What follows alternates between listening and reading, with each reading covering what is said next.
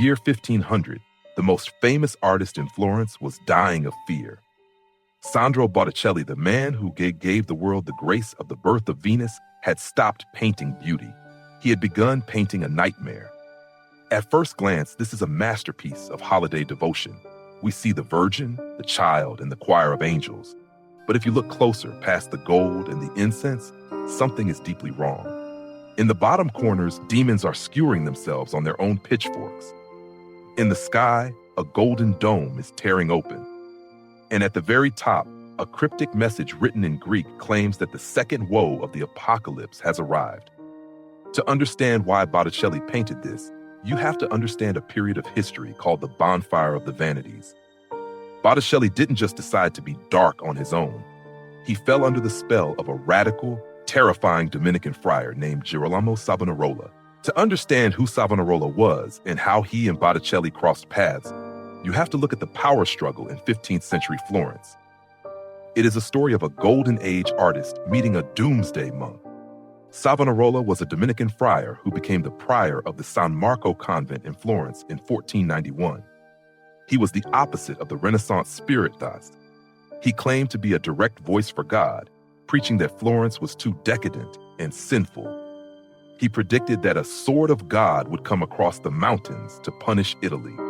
He hated the wealthy Medici family and the profane art they commissioned, like Botticelli's naked goddesses. Lorenzo de' Medici was Botticelli's main employer, but he was also the man who actually invited Savonarola to Florence. Lorenzo hoped the monk would bring religious prestige to the city, not realizing Savonarola would eventually turn the people against the Medici family. Botticelli, like thousands of other Florentines, attended Savonarola's hypnotic and fiery sermons at the cathedral, the Duomo. Savonarola was a celebrity. His voice was so compelling that even the most educated thinkers in the city were shaken by his words. Before this, Botticelli was the ultimate high society artist. He painted pagan goddesses and naked beauty, the birth of Venus.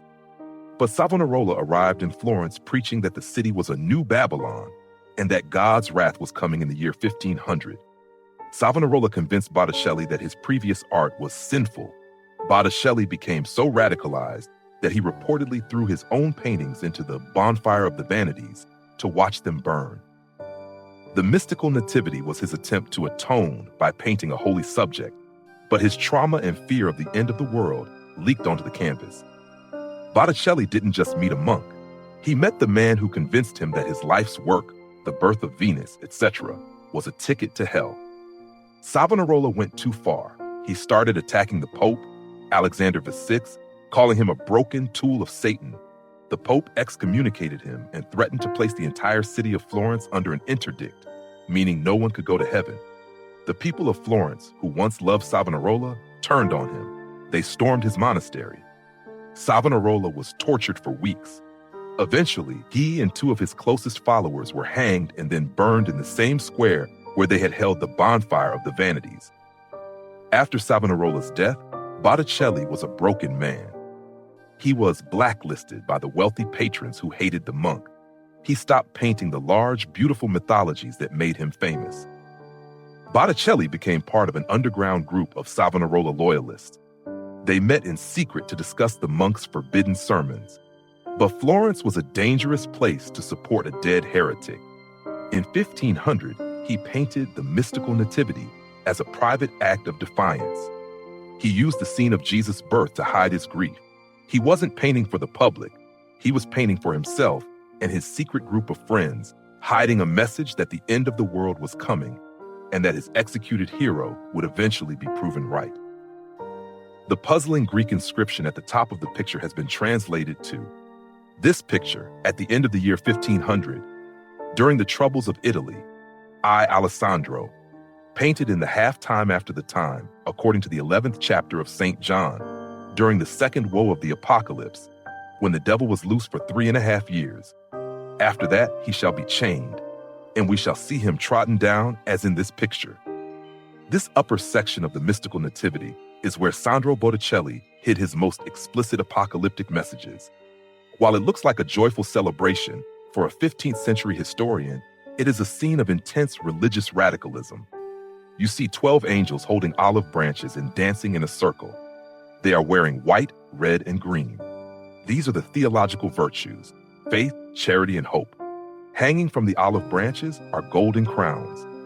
These represent the rewards waiting for the faithful who survive the trials of the Antichrist.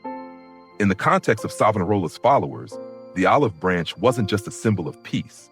It was the badge of the true Christians who remained loyal to the monk's radical teachings even after he was burned.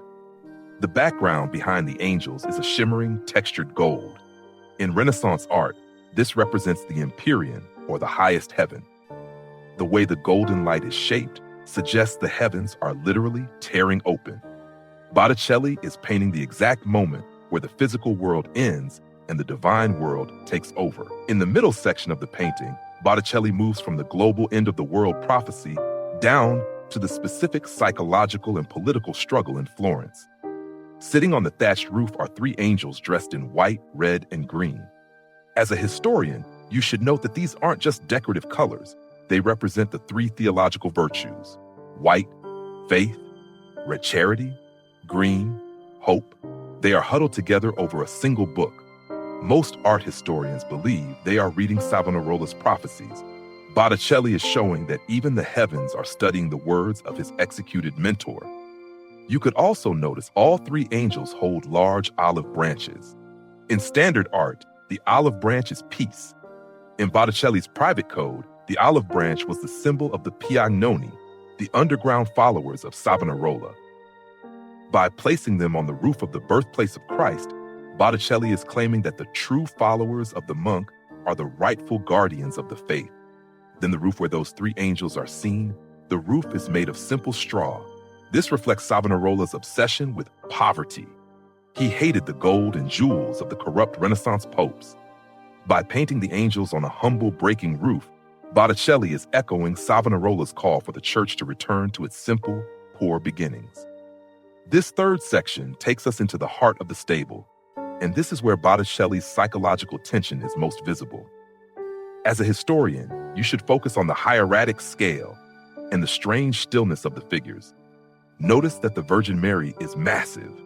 If she stood up, she would be twice as tall as the shepherds on the left. By 1500, Renaissance artists were obsessed with perfect human proportions. Botticelli knew how to draw realistically, but he chose not to. This is a medieval throwback. He makes Mary larger to show her spiritual importance. He is telling the viewer that divine truth is more important than the science of perspective. To the left of the cradle, Joseph is curled up in a ball, his face hidden. In many nativity paintings, Joseph is a background character, but here his posture is almost one of exhaustion or despair. Some historians see this as a reflection of Botticelli's own state, tired, overwhelmed by the chaos of Florence, and retreating into a spiritual sleep while the world changes around him. The ox and the donkey are staring directly at the Christ child. According to the sermons of Savonarola, the animals were wiser than the humans of Florence because they recognized their creator immediately. Notice how close they are. They provide a sense of warmth and natural order that contrasts with the human chaos happening outside the stable. In this final section, we move to the foreground of the painting. This is the most politically charged and radical part of Botticelli's work, where he moves from biblical history to the immediate painful reality of 1500s Florence. The most prominent feature here is three angels embracing three men in contemporary Renaissance clothing. Historically, these are believed to be Savonarola and his two fellow monks, Domenico and Silvestro. By showing them in the arms of angels, Botticelli is publicly but safely declaring them to be innocent martyrs rather than executed criminals. This represents the reconciliation between heaven and earth that Savonarola preached would happen at the end of time. It is a scene of profound emotional relief after a period of intense trauma. If you look closely at the very bottom edge of the image, tucked among the rocks, you will see small, dark, winged figures with horns. These are demons, but they are not attacking. They are skewering themselves on their own pitchforks or scrambling to hide in the cracks of the earth. This symbolizes the final defeat of the Antichrist. Botticelli is using a visual code to say that because of the events he has depicted, evil is literally being sucked back into hell. It is a moment of spiritual cleansing for the city of Florence. Notice the rocky path and the scattered olive branches beneath the feet of the men and angels. The uneven, difficult terrain represents the narrow path to salvation that the followers of Savonarola believed they were walking. In this context, the olive branch is not just a generic sign of peace. It was a specific emblem used by the Piagnoni, Savonarola's secret followers. Botticelli is essentially branding this sacred scene as property of his underground movement. After Botticelli completed the Mystical Nativity in 1501, his life and career entered a tragic downward spiral. He didn't just stop painting, he effectively became a ghost in the city he once defined. By the time the paint dried on this masterpiece, Botticelli was already considered old-fashioned. Younger artists like Leonardo da Vinci and Michelangelo were returning to Florence. Their style, focused on perfect human anatomy and 3D realism, made Botticelli's flat, spiritual, and medieval style look outdated to wealthy patrons. Because of his known association with the heretic Savonarola, the powerful families of Florence stopped giving him major commissions. He went from being the most famous artist in Italy to someone struggling for work. The final decade of his life was marked by poverty and illness. The historian Giorgio Vasari recorded that Botticelli became infirm and eventually had to walk with the help of 2 crutches. He became so poor that if it weren't for the charity of his former patrons and friends, he might have starved. He was no longer the wealthy man who painted for the Medici. He was a lonely man living in a city that had moved on without him. Botticelli never took back his support for Savonarola. He remained a devoted Piagnoni, a weeper until the end. He spent his final years obsessed with Divine Comedy by Dante, illustrating the Inferno. His mind remained fixed on the afterlife and divine judgment rather than the beauty of the physical world. Botticelli died in May 1510. He was buried in the Ognissanti Church in Florence. He was forgotten. For nearly 300 years, art history books barely mentioned his name.